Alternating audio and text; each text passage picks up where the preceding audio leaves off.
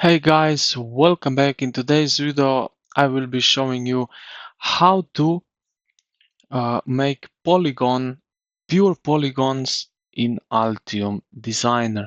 So it's straightforward. Right here we have place polygon plane. Right click with your right mouse, with button on your mouse. So then you have polygon pure cutout, slice polygon pure, poor.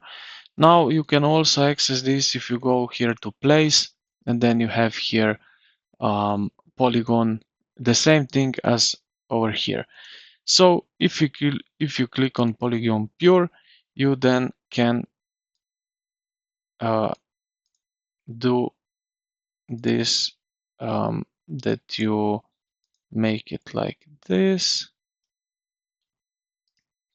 like so. Then right click, go to properties, and here we can add net.